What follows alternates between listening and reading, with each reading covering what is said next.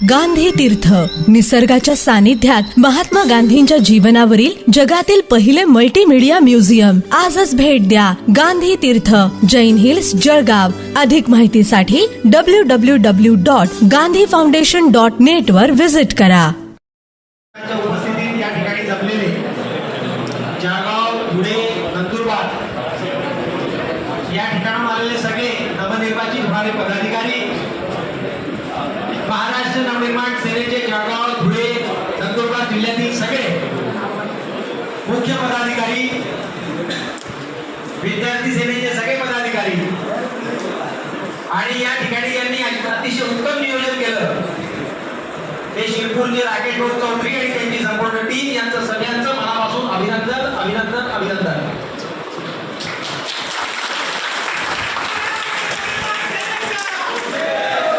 मित्रांनो, संघटन काय असतं आणि संघटनेच्या माध्यमातून आपण कुठे जाऊ शकतो याचं उदाहरण मला आज या ठिकाणी दिसतंय.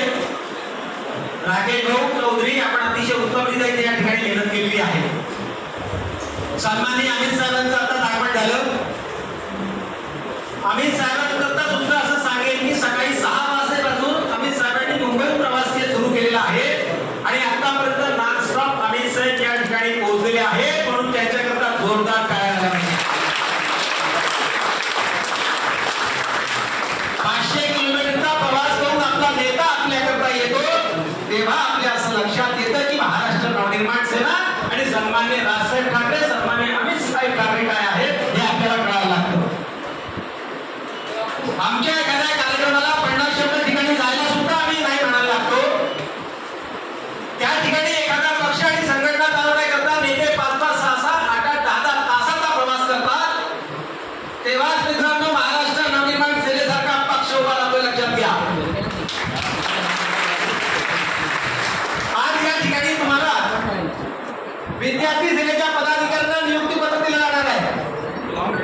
जळगाव, धुळे, नंदुरबार या तिन्ही जिल्ह्यातील विद्यार्थी सेनेच्या पदाधिकाऱ्यांना नियुक्ती पत्र दिलं जाणार आहे. मला त्या सगळ्या नवनियुक्त पदाधिकाऱ्यांना सांगायचं मित्रांनो, खरी विद्यार्थी सेना जी असते ती पक्षाचा मूळ पाया हा विद्यार्थी सेना असते. सन्माननीय राजसाहेब ठाकरे हे भारतीय विद्यार्थी सेनेच्या माध्यमातूनच पुढे आलेले आहेत. सन्माननीय अमित साहेब ठाकरे हे विद्यार्थी सेनेचे अध्यक्ष म्हणूनच काम करत आहेत. म्हणून तुम्हाला जी काही जबाबदारी मिळते विद्यार्थी सेनेची ती अतिशय भक्कम आणि मोठी जबाबदारी आहे, याचं भान तुम्ही ठेवायला पाहिजे. विद्यार्थी सेनेचं काम आम्ही करत असताना आपल्याला काय माहिती आहे मित्रांनो, आम्हाला माहित हवं की आम्ही ज्या परिसरामध्ये, ज्या तालुक्यामध्ये, ज्या जिल्ह्यामध्ये आम्ही राहतो, ज्या गावात आम्ही राहतो त्या गावामध्ये किती शाळा आहेत, त्या गावामध्ये किती कॉलेजेस आहेत, त्या गावामध्ये किती महाविद्यालय आहे, त्या गावाचा गट शिक्षणाधिकारी तालुक्याचा कोण आहे, तिथला शिक्षणाधिकारी कोण आहे, त्या संपूर्ण भागामध्ये विद्यापीठ कुठलं येतं, त्या विद्यापीठाच्या अंतर्गत काय काय करावं लागतं, काय काय सुख सुविधा त्या विद्यापीठाच्या माध्यमातून आपल्याला मिळतील याचा अभ्यास करणं अतिशय गरजेचं आहे. उत्तर महाराष्ट्र विद्यापीठाच्या अंतर्गत हे तिन्ही जिल्हे येतात आणि या तिन्ही जिल्ह्यांमधल्या सगळ्या विद्यार्थ्यांचं काम करण्याकरता आपण कटिबद्ध व्हावं अशी शपथ तुम्हाला या ठिकाणी आज घ्यावी लागणार आहे. महाराष्ट्र नवनिर्माण सेना गेली 18 वर्षापासून सन्माननीय राजसाहेब ठाकरे एक वेगळा पक्ष म्हणून समोर येत आहेत. संपूर्ण महाराष्ट्रातील 12 कोटी जनतेमध्ये 3 ते 4 कोटी युवा आहेत आणि सगळ्यांना प्रत्येकाला जर असं वाटत असेल की राजकारणामध्ये तुमचा हिरो कोण आहे तर सगळी लोक म्हणतील सन्माननीय राजसाहेब ठाकरे, सन्माननीय अमित साहेब ठाकरे. प्रत्येकाच्या मोबाईलला मी बघतो, तरुणांच्या मोबाईलला त्यांच्या मोबाईलमध्ये सन्माननीय राजसाहेबांचा फोटो असतो, सन्माननीय अमित साहेबांचा फोटो असतो आणि या महाराष्ट्रामध्ये एकही असे नेते नाहीयेत जे संपूर्ण, तुम्ही बघत असाल संपूर्ण महाराष्ट्रात सगळ्या नेत्यांचं भाषण असू द्या, सन्माननीय राजसाहेब ठाकरेंचं भाषण असेल तर विरोधी पक्षातील लोक सुद्धा सगळं काम सोडून पहिले ते बघतात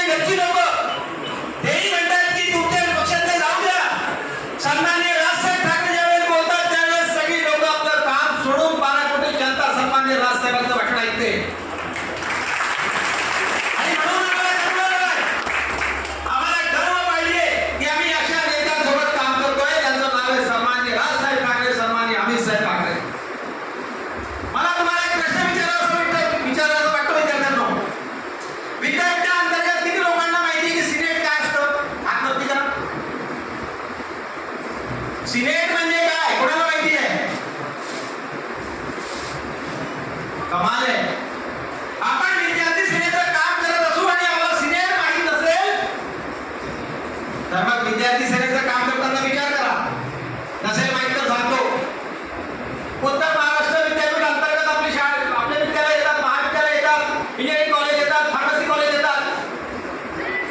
आपल्या ज्या काही समस्या असतील त्या समस्यांच्या माध्यमातून 11 सिनेट सदस्य उत्तर महाराष्ट्र विद्यापीठाच्या त्या बॉडीवर जातात.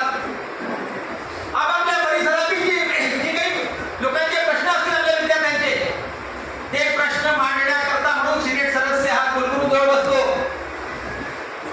प्रत्येक तालुक्यातून प्रत्येक जिल्ह्यातून आता मी तुम्हाला सांगून देतो, सिनेटचं इलेक्शन या निवडणुकीप्रमाणे दर 5 वर्षांनी येतं आणि त्या 5 वर्षाच्या याच्यामध्ये प्रत्येक जिल्ह्यामधून सिनेट सदस्य जात असतो. तुम्हाला सिनेट आता माहित नसेल, पण आणखी सविस्तर तेव्हा तरी मी बोलेन, येऊन माहिती सुद्धा सांगेल. पण तुम्ही एक निश्चय आज या ठिकाणी केला पाहिजे सन्माननीय अमित साहेब ठाकरे यांच्या समक्ष, की साहेब या सिनेट निवडणुकीमध्ये जळगाव, धुळे, नंदुरबार या प्रत्येक ठिकाणाहून एक सदस्य सिनेटचा या महाराष्ट्र नवनिर्माण विद्यार्थी संघातून जाईल. ही शपथ तुम्हाला घ्यायची आहे. आज तुम्ही विद्यार्थी सेनेची जबाबदारी घेताय. एखादा पक्ष वाढवताना, एखादा पक्ष मोठा होत असताना विद्यार्थी सीट खूप काळाची गरज आहे. कारण विद्यार्थ्यांचं वय 18 ते 25 या वयाची जी विद्यार्थी असतात तेच खरं संघटित करू शकतात. शाळा कॉलेजमध्ये तुम्ही प्रत्येक विद्यार्थ्याला, विद्यार्थिनीला, प्रत्येकाला तुम्ही सांगू शकता की महाराष्ट्र नवनिर्माण विद्यार्थी सेना तुमच्याकरता काम करू शकते.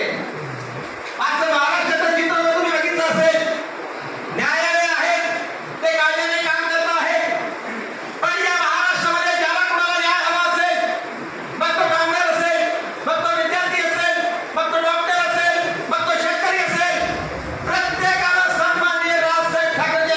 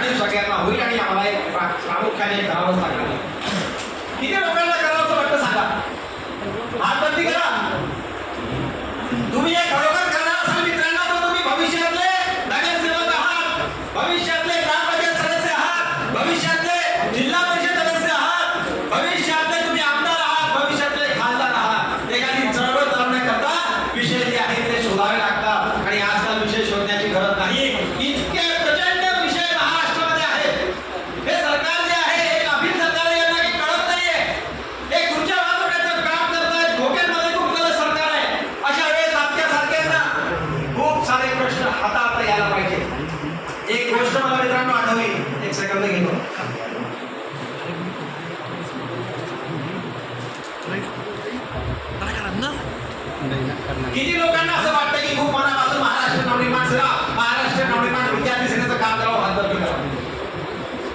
जवळपास सगळ्यांनी केलंय. सगळे जोरदार एकदा टाळ्या वाजवा. मला गोष्ट आठवली मी गोष्ट सांगतो आणि मी नंतर थांबेल. एक राजा असतो, ऐका, एक राजा असतो, त्याला एक मुलगी असते आणि त्या मुलीचं लग्न करायचं असतं. राजा म्हणतो, बेटा मला तुझं लग्न करायचं, सांग तुझ्या मनामध्ये कुठला मुलगा आहे. मुलगी म्हणते, नाही बाबा तुम्ही शोधा. राजा गावात दौंडी पिटतो.